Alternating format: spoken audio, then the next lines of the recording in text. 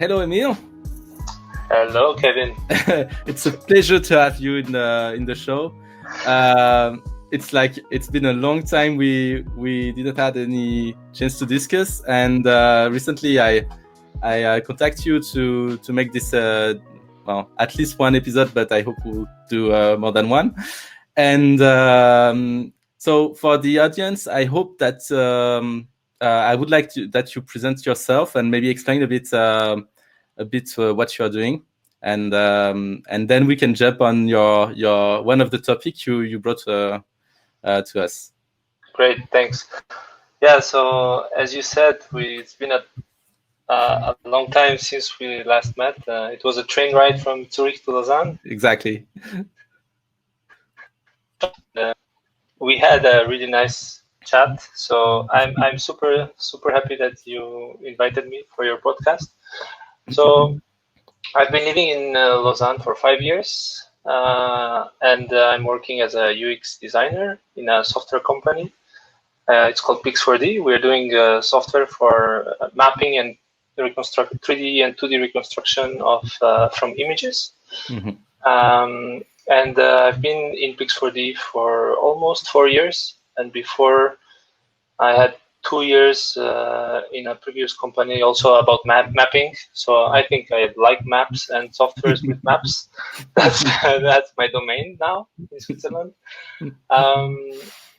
Before that, I finished master in Italy, in Politecnico di Milano, about communication and society. It was called the track, and it was kind of mix of engineering and design.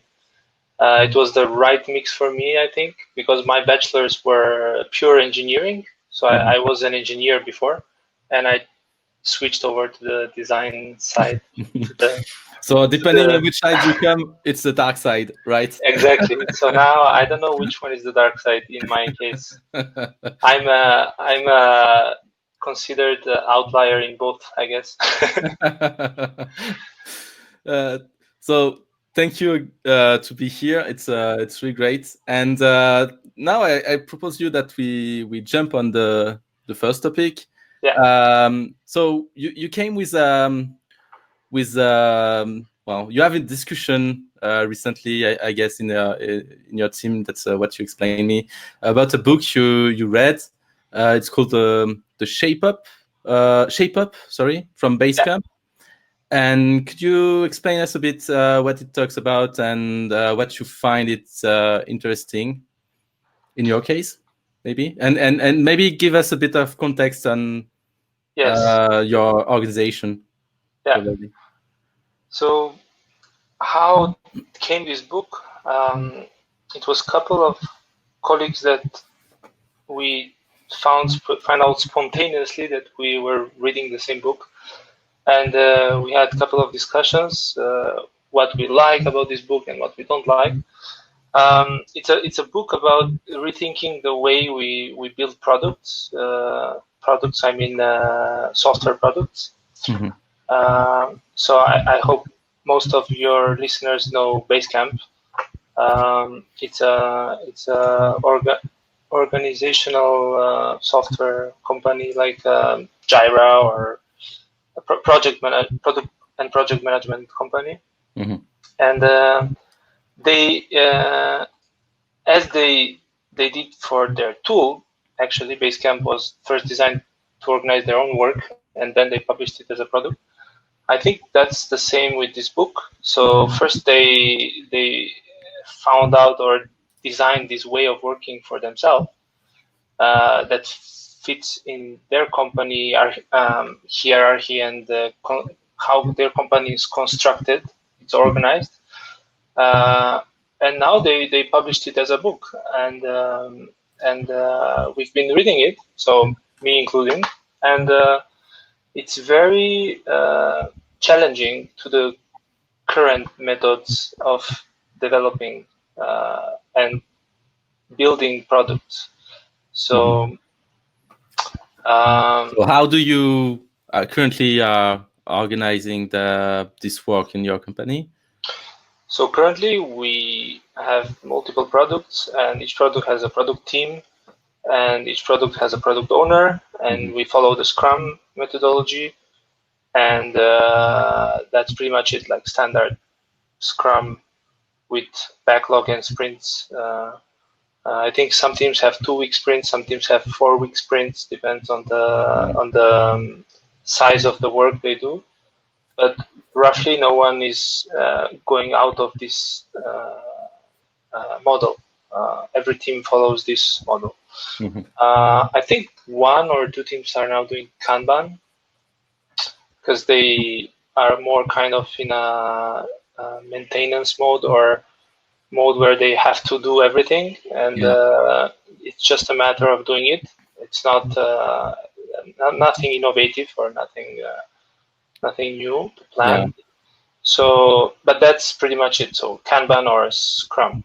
And now this comes in, and they say it's working for them, and it's getting some traction of readers and podcasts around the world, and we were interested. So we are still thinking about it, but we're not sure. Okay. But it's really, really interesting concept. So what is the concept behind? Because it feels like you say it's a really different way of doing the work compared to Scrum. So what is the proposition itself? Exactly. So the book itself describes the process, this new process of developing products in three stages. So the first stage they call it shaping. The second stage they call it betting, and the last stage is the building stage.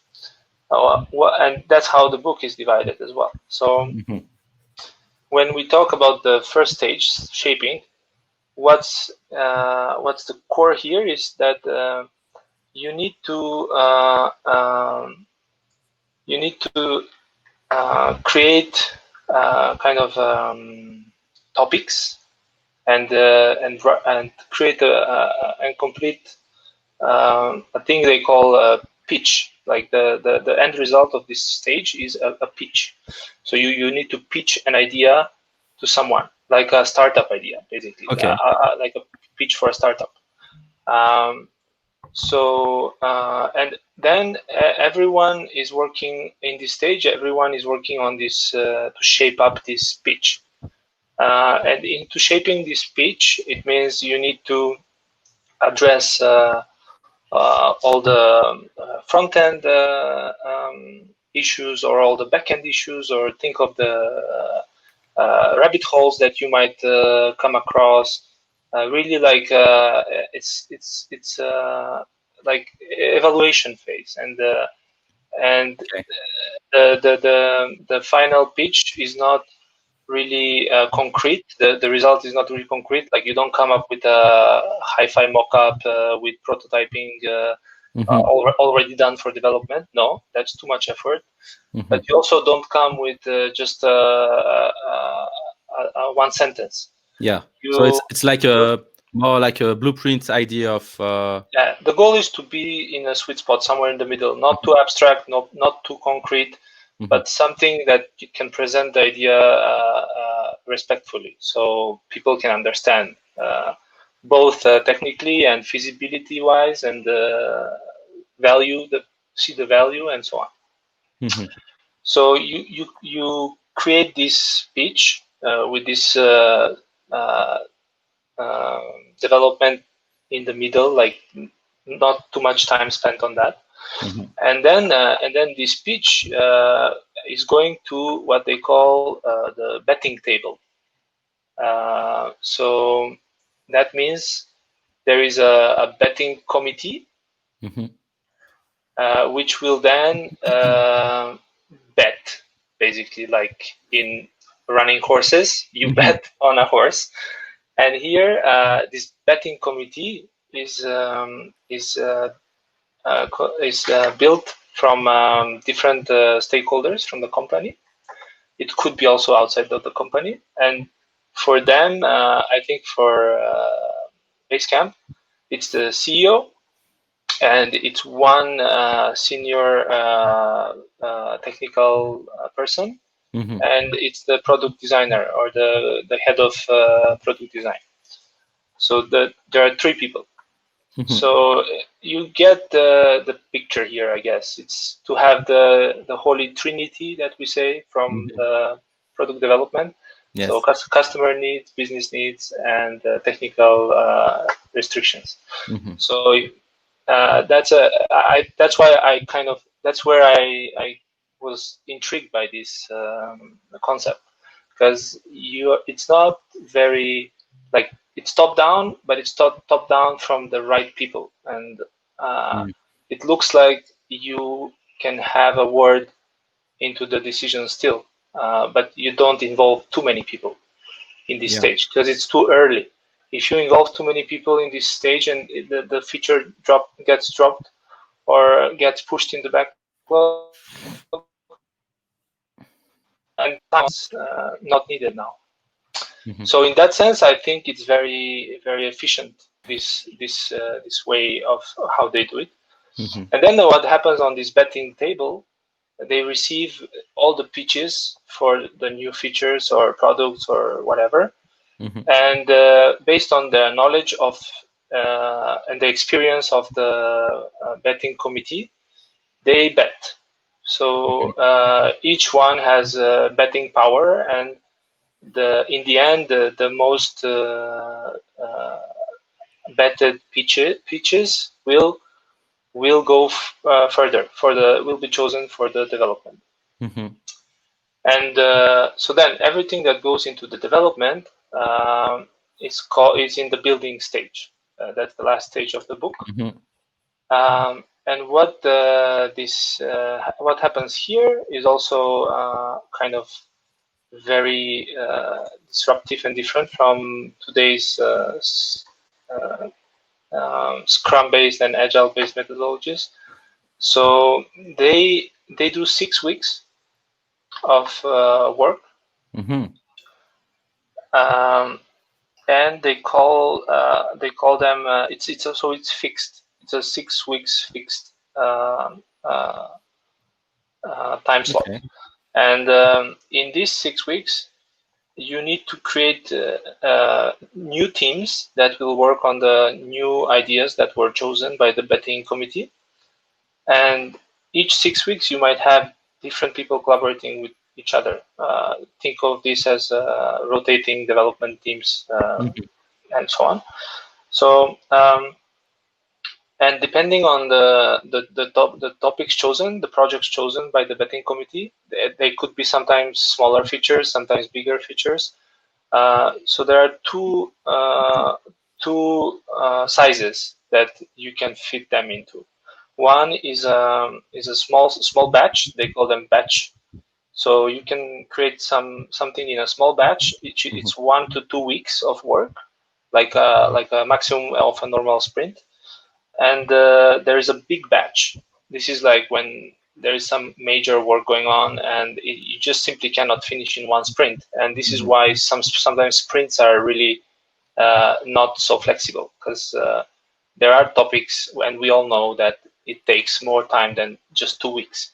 Yes. So what they do is that's why they have it as 6 weeks, but still not longer than 6 weeks, because after 6 weeks, they found out that that's the sweet spot of like doing a retro and thinking about the decisions and maybe pivoting the idea again to not lose more time. So 6 weeks is, according to them, the sweet spot. And so you can have a big batch, which is 6 weeks of work, and that can take the whole 6 weeks. And one team can work on such a topic, like a 6-week topic. But other teams can work on smaller batches, which are 1 to 2 weeks.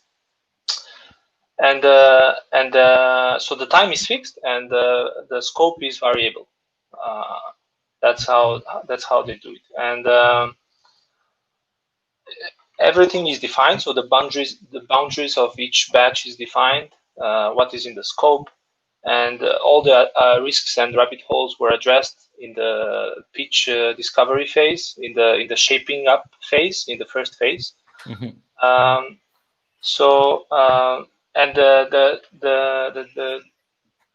these batches are chosen by the betting committee, and they are representatives of the user, the technical teams, and the management.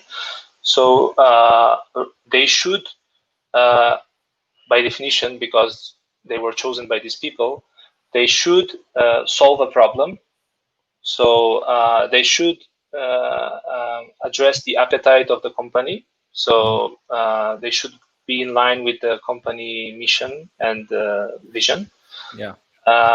And they should solve this problem that you've chosen, because the product designer was there, or someone that has experience in this betting committee was there to observe this process. And that's pretty much it. And there are no backlogs. So, and after 6 weeks of work, there are 2 weeks of cool down. They call them cool down. So you have 6 weeks of work and then 2 weeks of cool down, and you can use this cool down to refactor the code or fix bugs or do research or do something else. But there is no working in this, like there is no development in these 2 weeks, no planned development.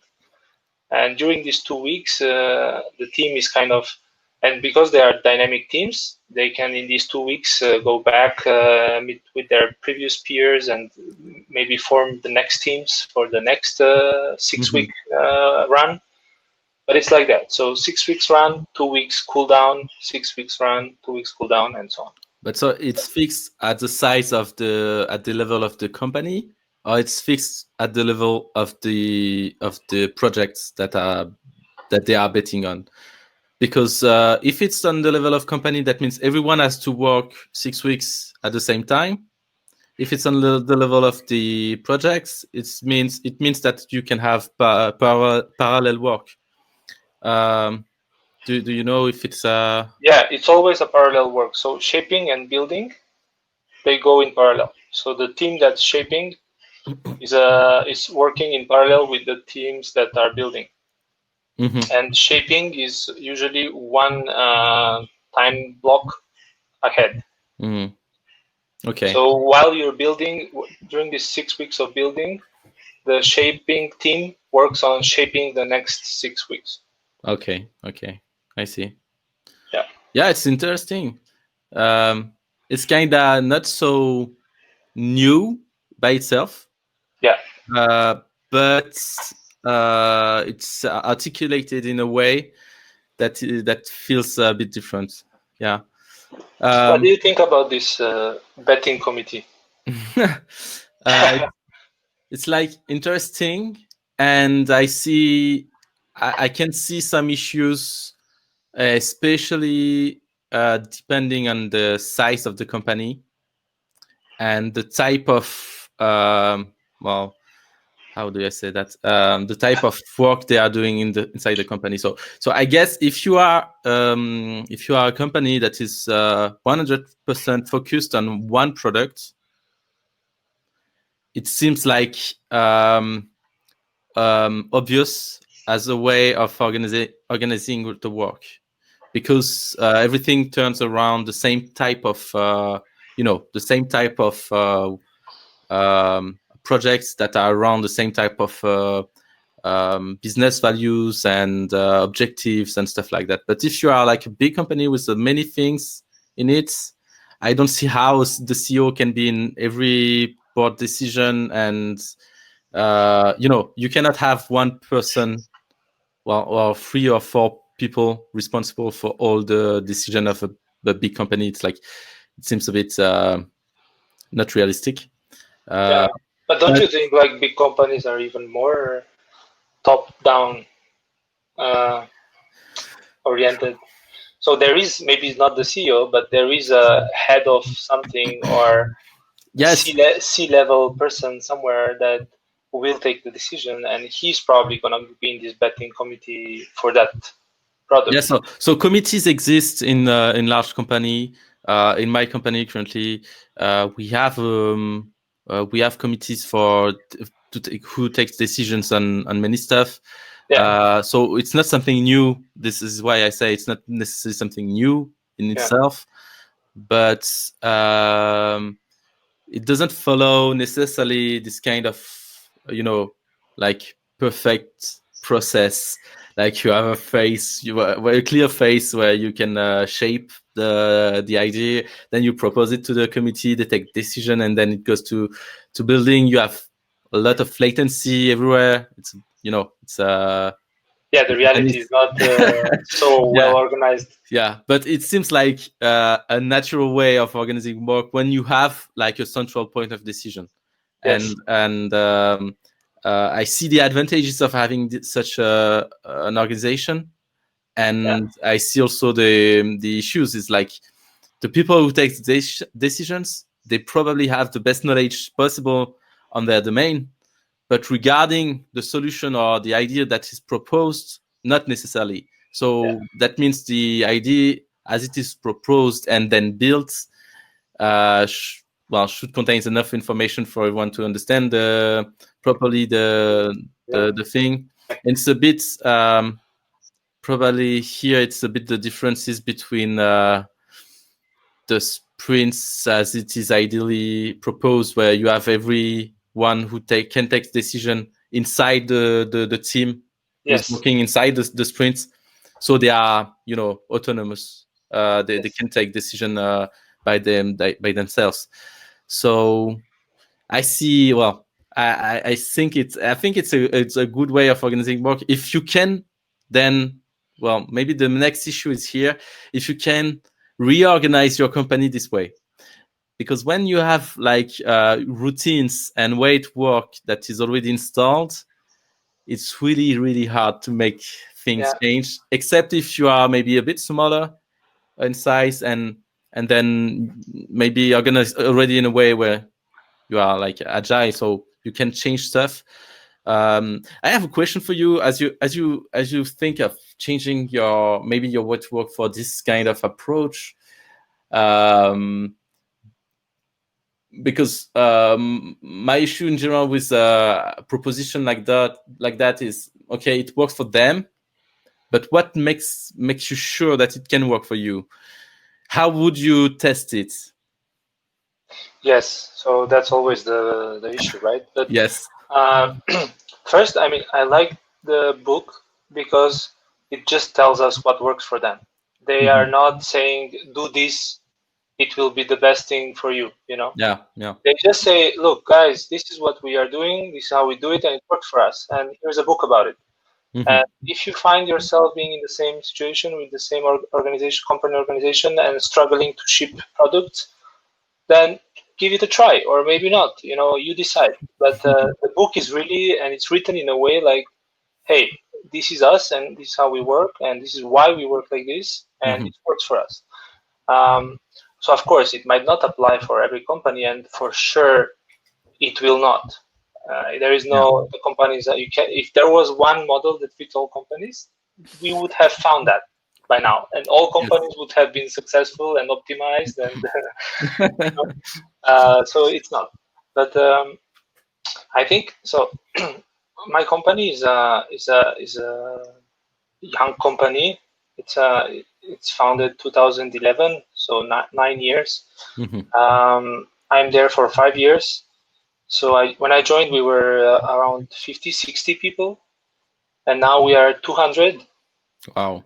And we were in one office. Now we have offices in 6 countries, and in 3 of them we have development. So we need to communicate a lot between different offices. So the communication and the organizational needs like exploded in the last years, and I don't think anyone is able to just do it properly immediately. It takes time to readapt, to discover, okay, now we are more people, now we need someone to look at this, or someone to communicate from these people to these people, and that's still just organizational wise, but the work is still there. The work and the products and the customers are still there. And the customers that we had when we were 60 and the customers that we have when we are 200 have the same needs, have the same problems. They don't care about if you are 2 people or 200 people, right? Yes. They need their problem solved and solved today.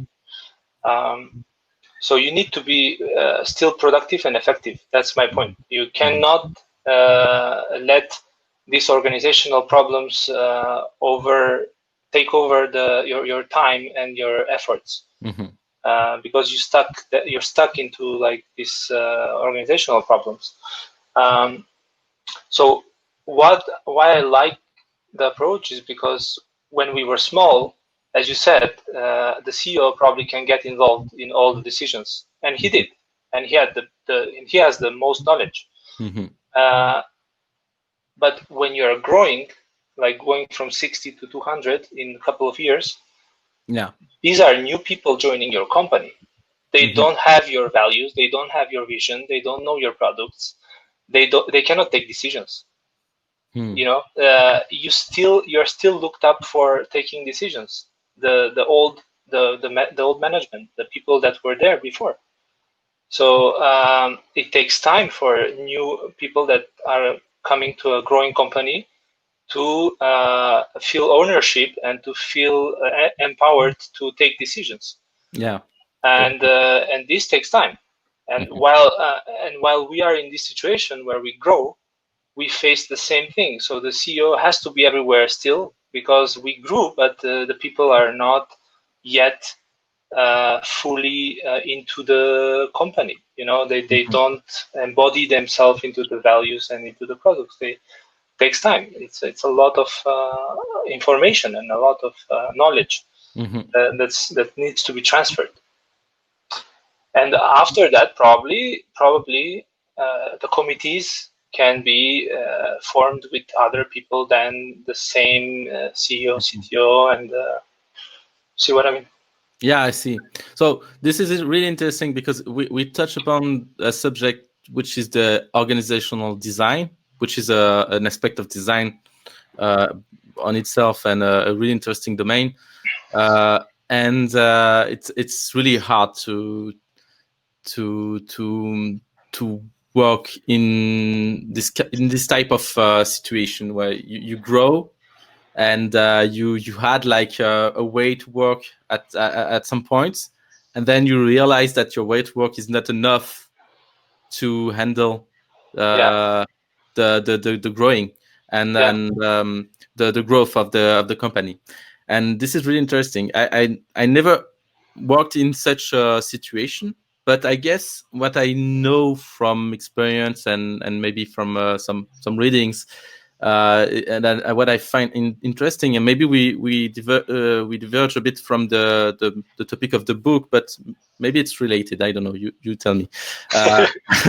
It's about creating local knowledge, you know, and creating maybe local autonomy on decisions and having this ability to, and maybe this is the type of organization, your type of companies, the type of companies that may be the best for that, because you can test, you have such flexibility that you can test stuff, you know. Yes, we do. Yeah. And I remember from discussion together that you test a lot of things, and it's really great, and you have this ability to do it. So you have to, you know, to take this advantage, and maybe like at the size of local entity, like you said, you have a office in different countries, and even though the needs may be similar, you have as well some needs that are specific to the localization of maybe the customers in Germany are not expecting exactly the same stuff than the customers in India or I don't know what, and because of, you know, the local culture, the maybe the infrastructures in the country and stuff like that. So you have to adapt stuff, and thinking like globally has some limitations when you take those stuff into definitely. and I don't feel like you can find a way of organizing the company that works in every situation. And this is where, when you grow, you need, to be loose on some part of your organization, Of course, to allow this kind of specificities to remain and to be an advantage more than a problem. I agree.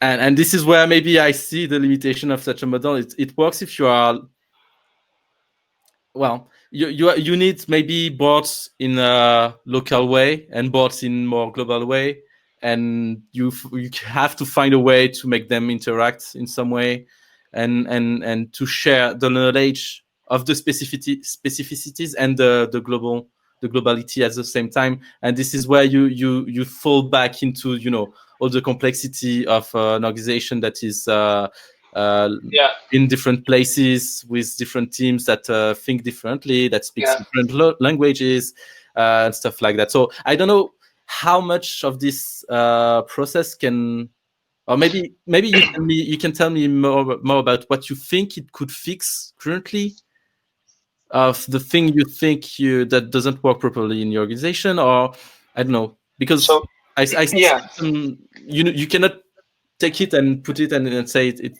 will work. Maybe. Yes. So I think we are kind of in a unique industry where there's lots of innovation and there's lots of new competition and new innovation, basically. Like new solutions are innovated very, very fast in a rapid phase in our industry. It's like that. We are very connected to the hardware as well, because we use drones to take the images that we put into the software, then to generate the 3D maps and models. So the drone industry, you might be aware, like it's a topic on its own. With China and US now, and privacy and all these things. So it's a very political also. It's a very complex industry, and things can change quite fast. Like from today to tomorrow, you might need to focus on another hardware producer, and change all your SDKs and recode the parts of your products, or maybe even shift your product somewhere else.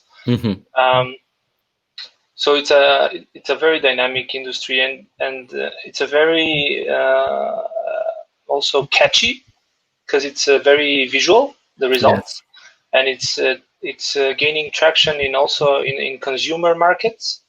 So like publishing a model of your of your house, or of your car, or of your baby, even, people are taking models of their babies, 3D print them, maybe, I don't know. But it's a you see what I mean? Like the limit, it becomes so we are purely B2B, but we are attracting also B2C by the nature of the product. It's a very visual, very like popping up product. The results are engaging, and we have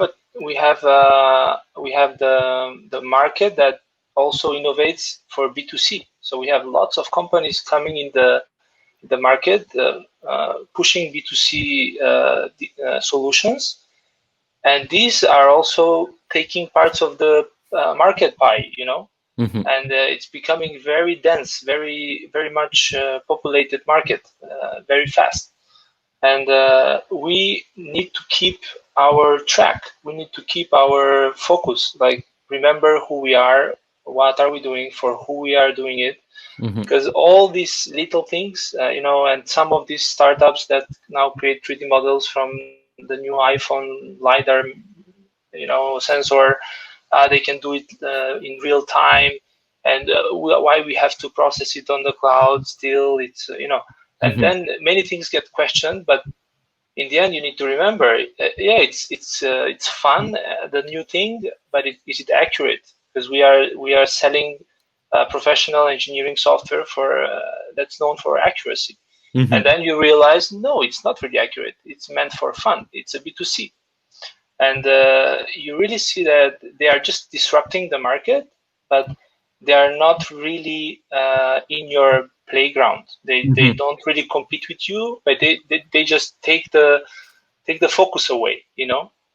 And one startup will raise like 100 millions there, and everyone talks about it, and everyone is looking at it. And then 1 year later, they burned out the money and they closed.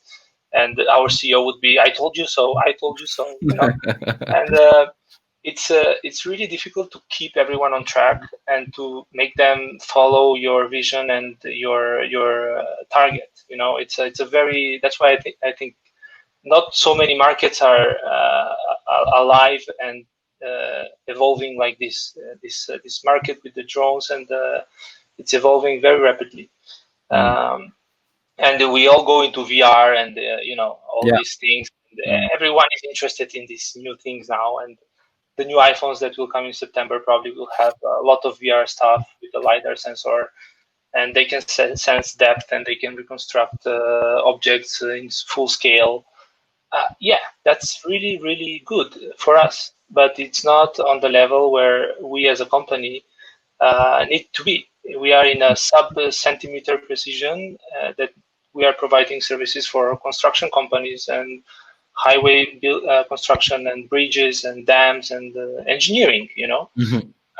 So it will come, but slowly. It's always the new technologies kind of come from B2C, from consumer.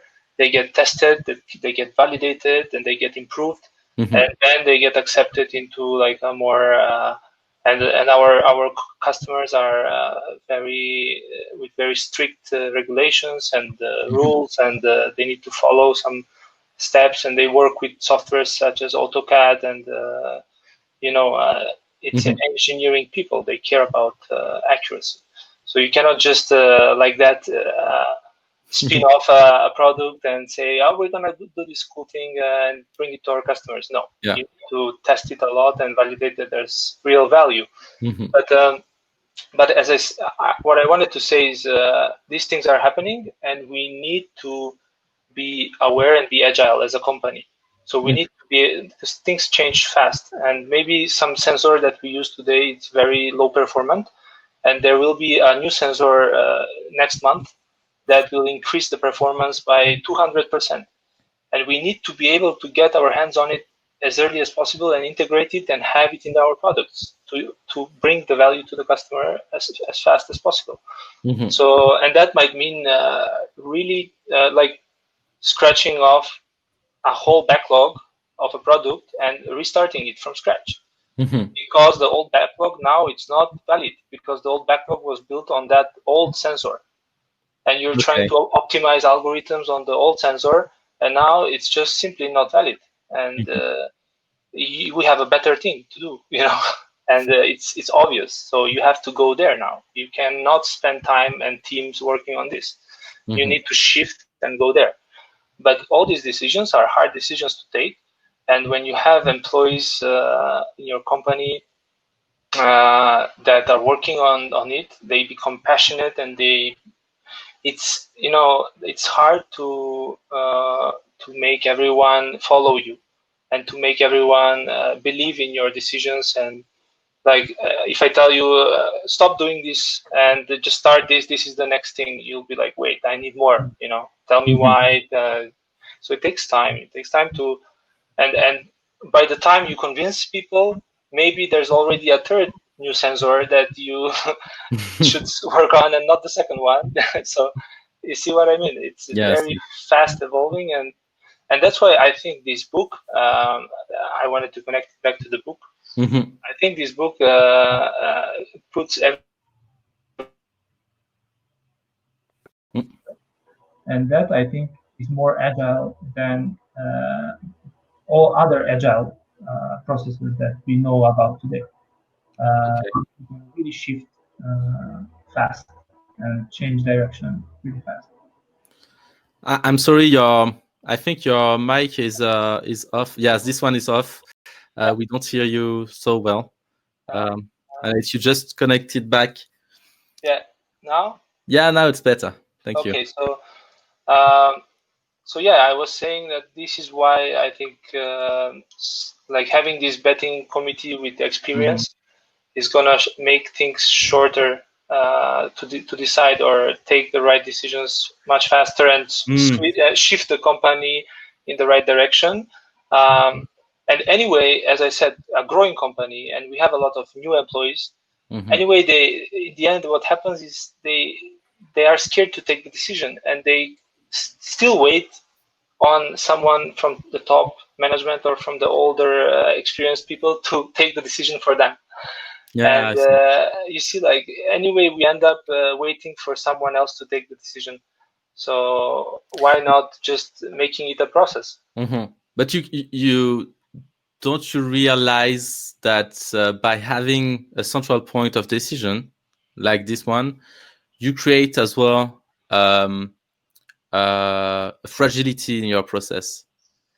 Maybe you don't agree with me, but on this point, because if you have decentralized, maybe it's not the case today. That's what you are explaining to us is today. People that are new in your organization still rely on the expertise and the experience of the older guys to take decisions. But don't you think that the problem is not on the fact that sorry, how can you explain this? Maybe the problem is not who takes the decisions, but how much people are invested or maybe feel competent to take the decisions they must take. And maybe it's it's another way of seeing the issue is like, okay, you can solve the issue by centralizing the decision to a few worthy people that are the right people to take the decisions. This is, you centralize everything, so people are coming with ideas. So this is a bit the process. People are coming with ideas. The right people take the decision to invest on those ideas or not. Yes. And then it's built. And the building is a bit different, but maybe this is not really, I think, the core difference. Yes, the core difference, but maybe more on the way decisions are taken. Yes. And decisions is really a convergent way. It's a you have a lot of things, and you will take some criteria. So you reduce the complexity of whatever it is presented to you to a small pool of criteria that are for you the most important one in this situation, and then you take the decision. And as you said, your context is evolving quickly, so you create maybe a point of friction with your central point of decision. Maybe this is one of my maybe concerns regarding your situation, is that as it is evolving quickly, maybe a lot of things will come into the pool of ideas to make decision on. And you will still be a small number of people who can take decisions. And the more you have ideas to take decisions on, the more time you will need to take decision on those ideas, and the less things are developed. So I don't see necessarily where the gain is made, maybe compared to you have small key people in the place that must where they need those people to take decision, and they report to one smaller core of people, and then you rely on those experts or those people to take the right decision in their context, which are maybe different from localization or I don't know what, or teams or expertise domain or whatever. I don't know really where is the gain, and yes, and maybe the other way of thinking of this issue is how can you incentivize people who feel they lack the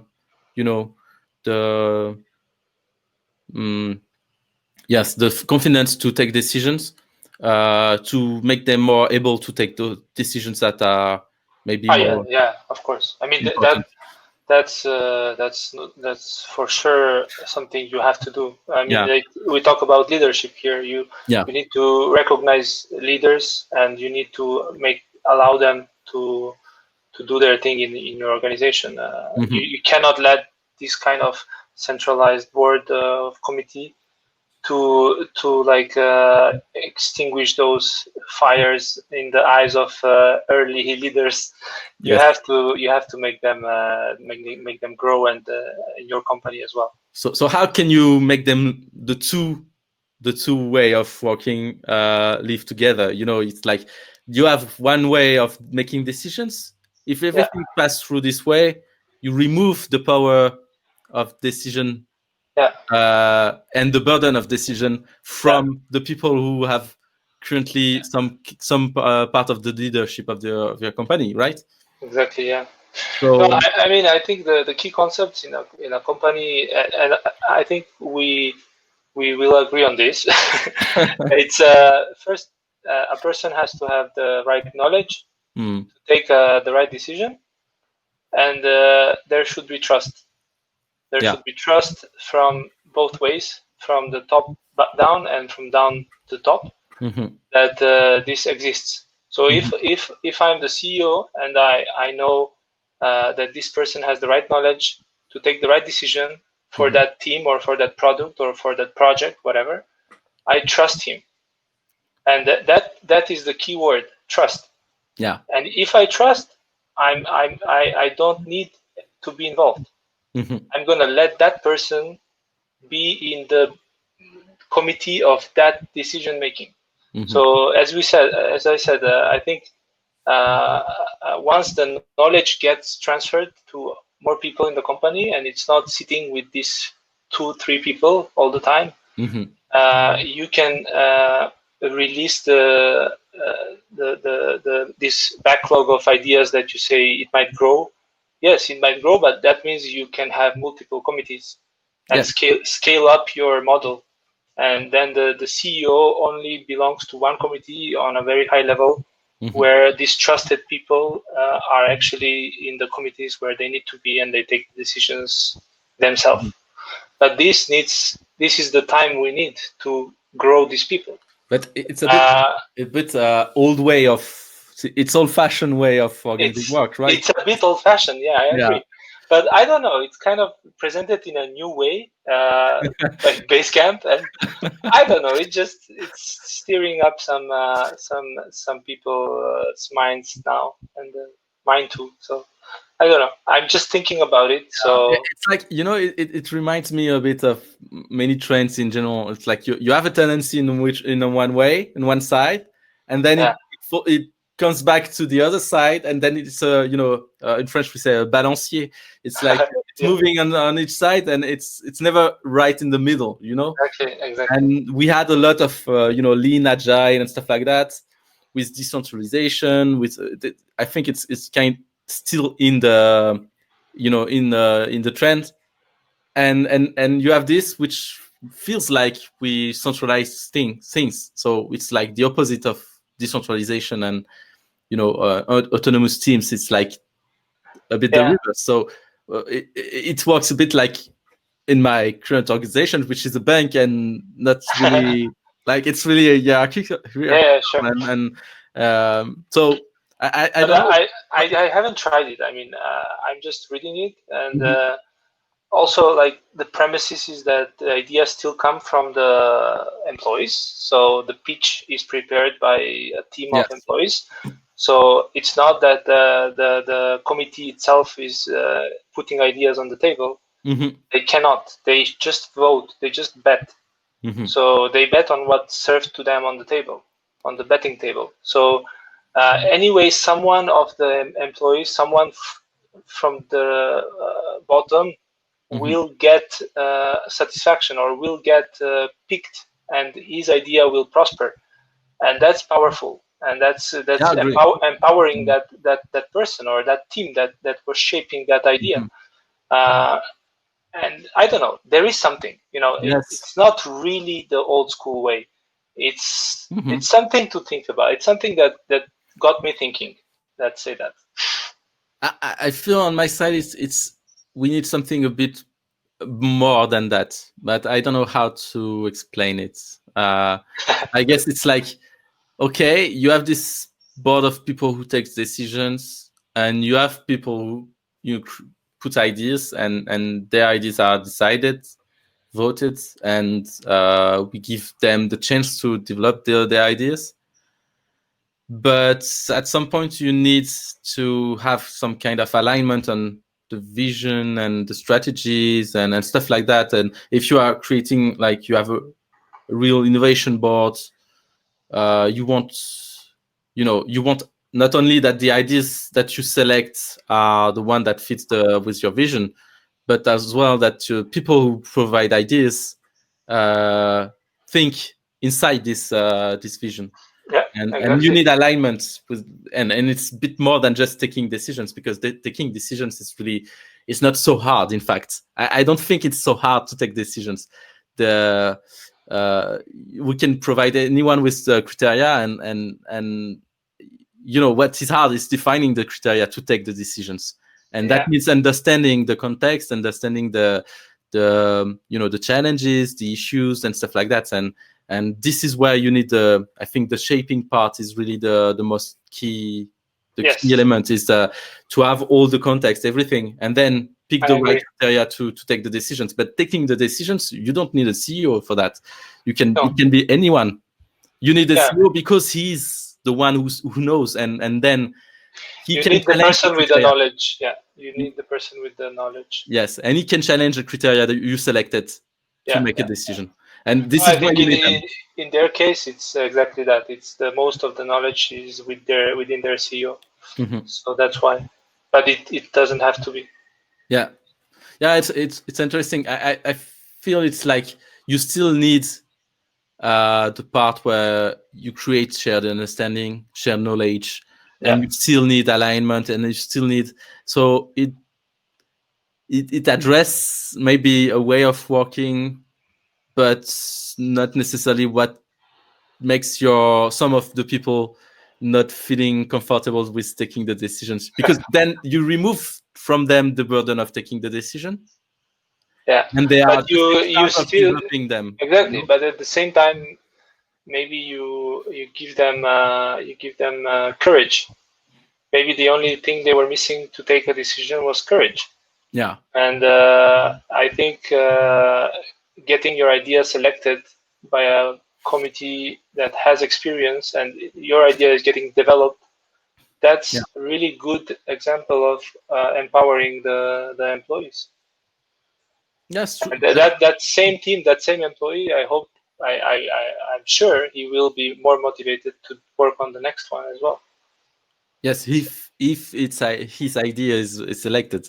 Yes, if. Yeah. Okay. Okay.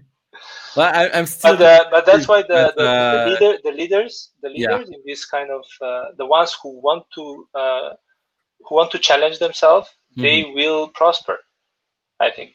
And if you are ambitious and if you want more with your career, or you want to do things more than what your job description says, you will go forward.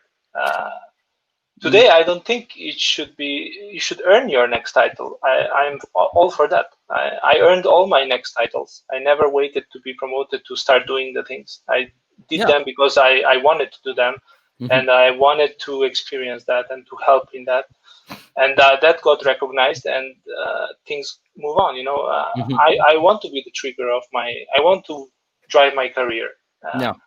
And I want people like that. I like those people who will take those steps and those decisions. But then it makes me thinking of something, maybe a question, a more meta question, but I don't know if it's well, it's like everything you talked about is about producing something, building software, right? A feature. Okay. What about the other stuff of the company? Does it has to go through this process as well? That's It's a really good question. Of course, this is just one side of the company. Honestly, I don't know. You mean like HR or finances or marketing or? Yeah, because it's a building process, right? It's a process to build something. Yes. So it for product development teams. Yeah. Yes, it's really product development team oriented. So it solves one side of the company organization. Yes. Yes. Yeah, I mean, they say it. So if I open their main page of the book, they say like Shape Up is for product development teams who struggle to ship. So it allows you to think deeper about the right problems and start shipping meaningful projects. That's what they are about. Okay. So it's really, the focus is clear. The goal is clear, is to ship more qualitative stuff, more meaningful stuff. Meaningful stuff, exactly. Okay. And yes, and the meaningful part is basically everything we stand for. ensured by the committee. Yeah. Okay. And it's all that we stand for, I guess, as design experts. Yeah, exactly. Well, so what it means for you that well, I don't know how the design team stands in the company. Well, is it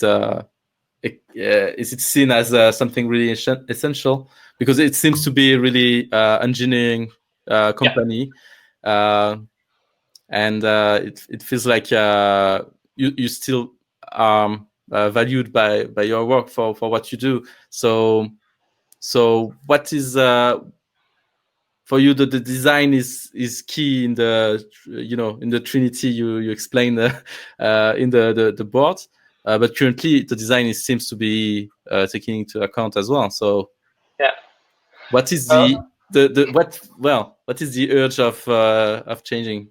And maybe we can close on this on those thoughts. Yeah, of course. Yes, we are a very engineer oriented company. Lots of engineers, lots of research, lots of scientists writing algorithms, very complex algorithms, and behind all the interfaces we try to create, there's a huge machinery of inter-team effort. So it's not one click of a button in our UI is triggering code that has been written by 3 or 4 different teams, and it calls libraries from all those teams, and all have to be working synchronously, without errors, without bugs, every single time. So it's a very, very complex engineering machinery behind. And I'm really, really glad that I'm in this company and that I saw how things are built, because I was an engineer before and I've never seen this scale of engineering. I worked in smaller companies, but usually like web apps or portal with few complexities.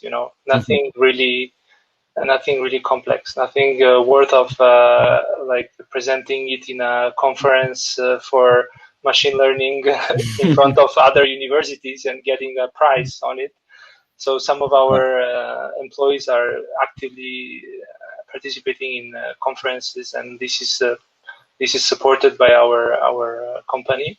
And that's really, really what I admire. Our CEO, who is also the founder, is a researcher himself. The whole idea was born in EPFL at the university as a research topic. So engineering is in the core of the company, and I think I was the first UX to join the company, and I think many other UX would just give up And I've been asked by many colleagues, why haven't you given up? And I don't give up because I like engineers and I know how to talk to them. I'm an engineer myself. And I think that's the part that really keeps me, and what really makes me able to work with them is that I can talk with them and they don't realize that a designer can talk these things with them. You know, they are often surprised by the amount of things I know about their work. And I go in details with them and like, oh, tell me more about this compiler, or have you tried this one? And they really like that the designer can talk to them. And I really think that's a relationship that's really important, the designer and the engineer to be able to communicate. And then the trust is built. Usually when you deal with engineers, hardcore engineers, scientists, PhD engineers from universities, they don't trust designers. We are a joke for them. We are just sketching different colors in paint, and that's it. You know, like you decide if the button is red or yellow or which font to use, and that's it. So it's really hard to earn your reputation with such hardcore engineers. As a designer, my experience and my background are helping me a lot into communicating with these colleagues. And actually I'm not just using that to do my things, but I actually genuinely enjoy that. My communication with the engineers.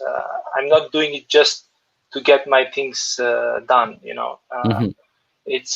I wouldn't do anything else. I mean, I want this sweet spot of being a designer who is very close to the engineering. Yeah. Okay. So, well, it's impressive. I know as well pretty well this kind of situation where there's a core engineer at the base of the company, and how hard it can be to be recognized as to preach design, basically. Yes, to preach design. Yes. So I really relate to your experience, maybe at a lower scale, but I can relate to your experience.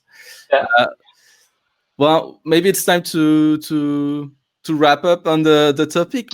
If you have a final word or something to say, how would you maybe summarize the discussion? What are your feeling, your thoughts about what we just discussed? And I mean, we diverged a lot, but I liked every diverging we did, because I do like to talk about emerging topics like that. But I would say just everyone get a look at this book. It's a very easy read.